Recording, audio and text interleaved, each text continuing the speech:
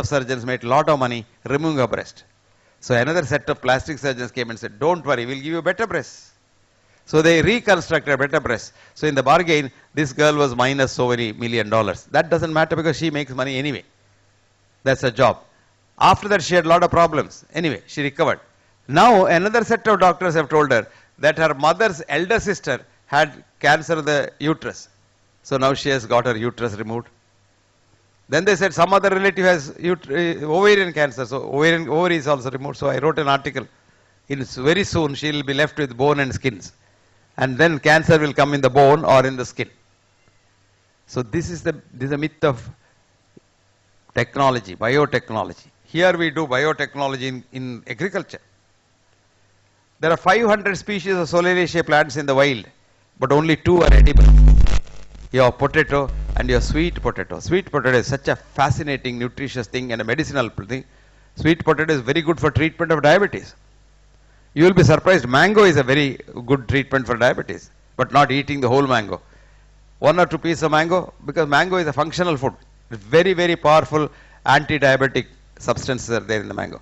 Coming back to our potato, what have we done now? We have included an Arctic gene, virus gene, onto the potato. And then we say, okay, well, potato now it can be thrown anywhere. No cooling needed, no refrigeration needed. The Western companies tell you, no refrigeration needed. You go and tell the government, they'll be happy. So they are happy, you are happy, and your bosses are happy, and you get a job in the FIA or ILO or something like that. And what happens now to the potato? It mutates. Supposing it mutates after 3 or 4 generations, and it becomes inedible. What will you do? In the 30s depression, whole of Ireland survived on potato. And if potato is also not edible, then you are finished. Sweet potato also can mutate. So don't you meddle with nature, because nature will treat you. Rajagopalachari, the thinking genius from this state, wrote to Jawaharlal Nehru when he was thinking of Bakranangal project.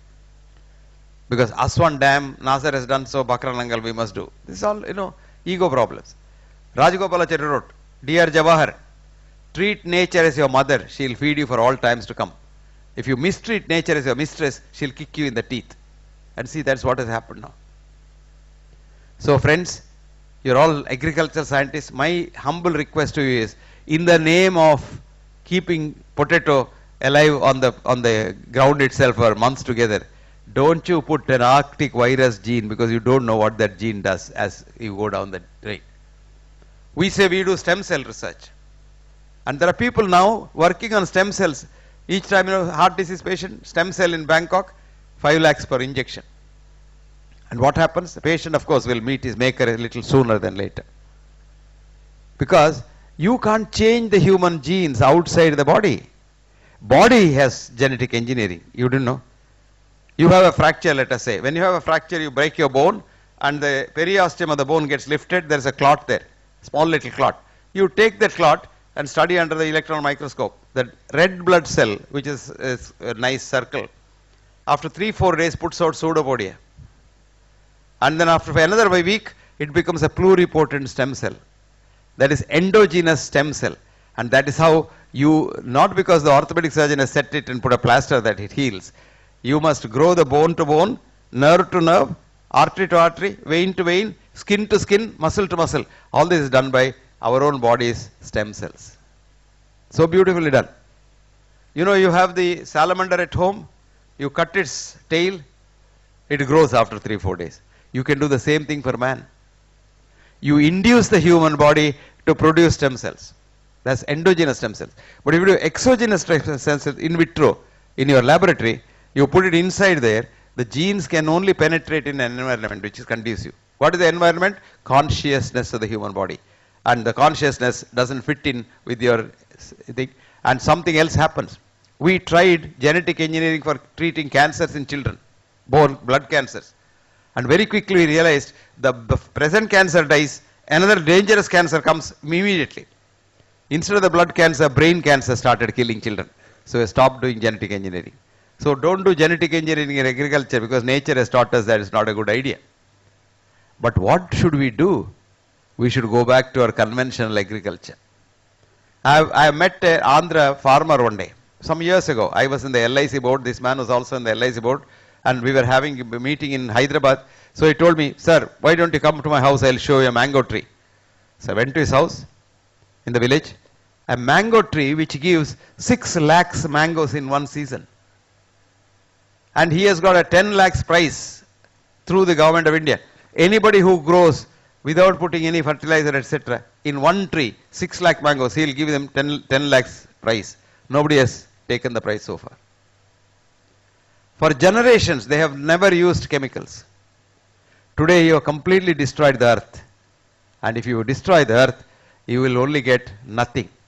Because today, have you seen frogs these days? In my village, I don't see frogs. When I was a student, we used to cut frogs for our zoology dissection, and villagers used to get it to the college and sell it. Today you can't get frogs, because frogs are all killed. But nature has given you so much beautiful things. What do? We use the germs to destroy and denature milk and produce beautiful curd and buttermilk. And the more you ferment it, the better it is, because you get such fantastic germs. And your immune system is from your mouth to your anus. And this is maintained by these curds. Why? Right from the mouth. You know the Indian system of eating? The last meal you eat is curd rice. Right? Why?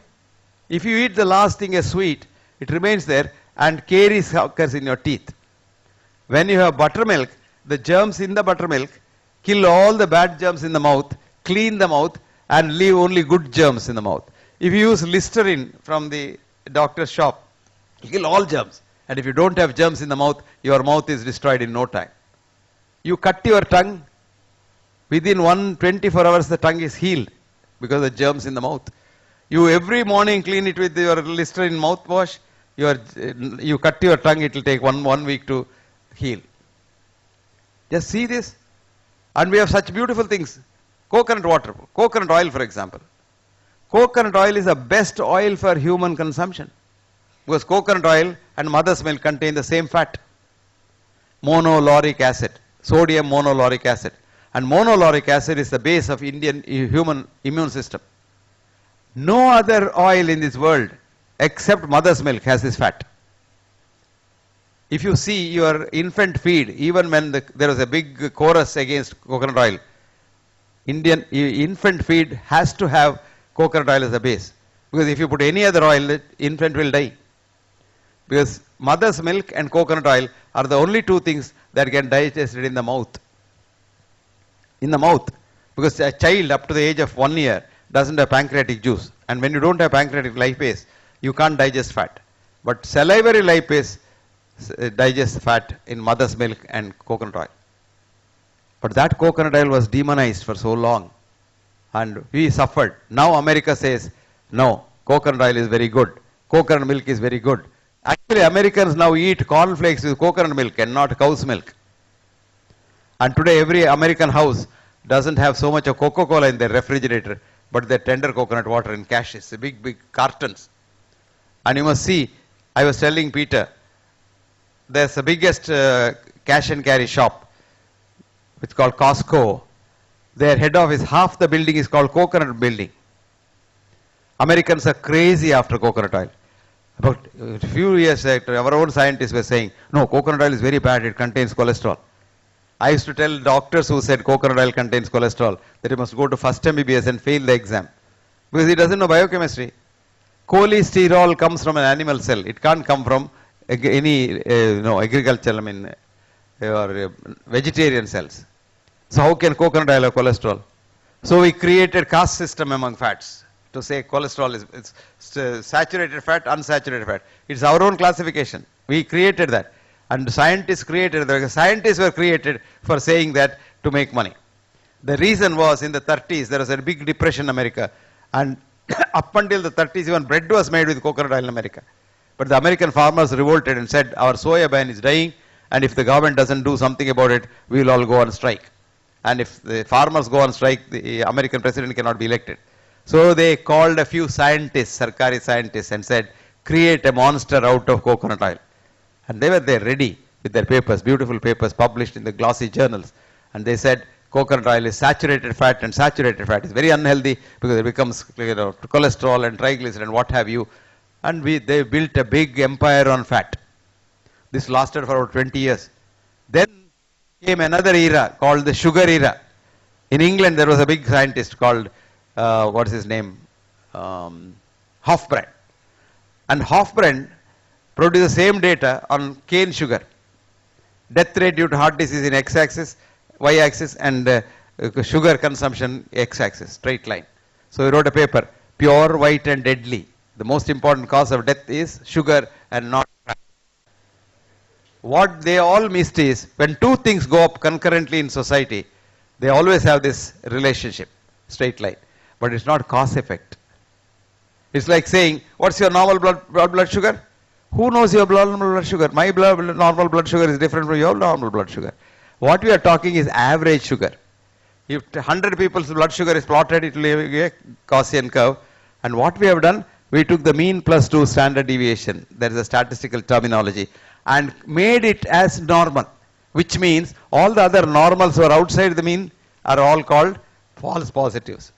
So if a patient goes in, comes out a patient, if a man goes into the doctor's checkup, he comes out as a patient. And if today we can check about 750 parameters of your body, called the total body scan. And if each parameter has about 10% false positives, imagine if 100 people go out, 7,500 people come out as patients. Beautiful business for us. This is called disease mongering. So we have to really go and find out what is good for food, and very minimal food, but food must be without chemicals and fertilizers. The last thing, what has food got to do with various diseases? And how do you treat food? Food can be your medicine. We have a new study on millets. How many of you have done that? Millets.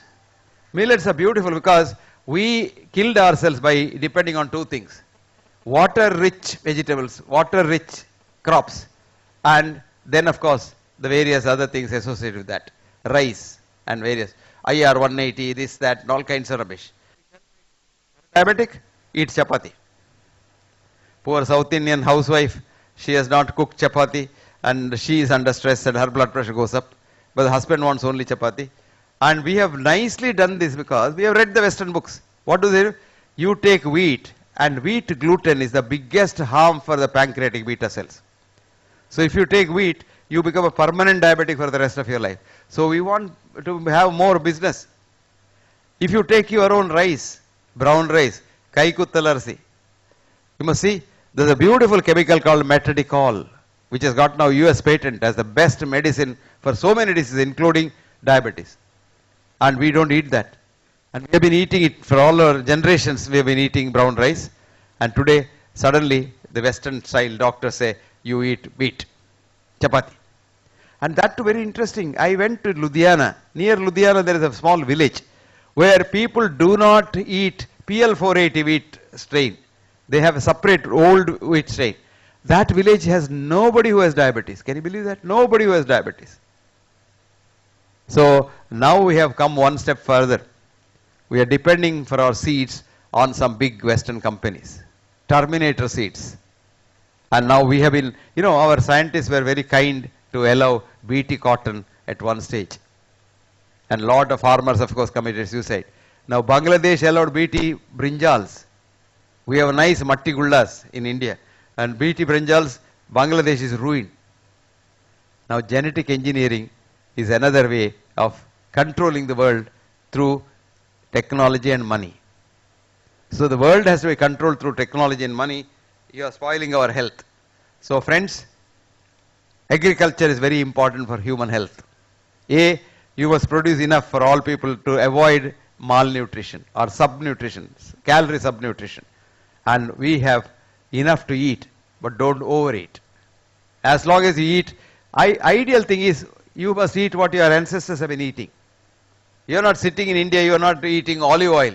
Olive oil is good for Mediterranean people, not for you.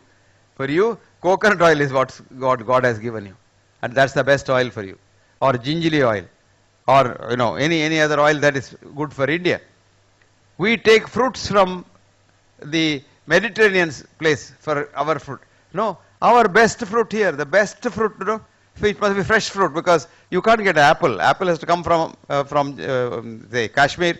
When it comes to Chennai, there's nothing in it. Every 24 hours, 25% of the nutrients go. And you have nice water with junk which you pay through your nose. But you see your guava. I tell you, it's the best fruit for disease treatment. And the ideal thing for constipation, because as you age older and are very tense, you're all constipated. So this is very interesting. And you get it fresh. You, on the roadside, you have still the leaves sticking onto that. 100% fresh. And banana, our own banana. But what do? We create the yellow color by giving chemicals and fertilizers. No, your own homegrown, kitchen garden grown. But in America today, you can't have a kitchen garden. Do you know that? Because the large companies influence the government saying that if you grow a kitchen garden, you are arrested. You can't have your own cow because the milk sold in the dairies is poisonous. No, you are arrested. Which means the governments are trying to help the industry. And I request government of India should not do that because we are not aping the West. Friends, food cannot be divorced from health. Health and food are very complicated. And people who don't know what human health is should not meddle with advising the government about food and agriculture. So you must have a holistic approach. When you deal with food, you must know what the food is eaten by whom. Whether it's animal or human being, you must know something about the human being. Here what happens? Science is divided. We don't have holistic scientists. We have reductionist scientists. So this reductionism will destroy science forever. Because the second law of thermodynamics says anything that divides eventually disappears. Thank you very much. Thank you all very much.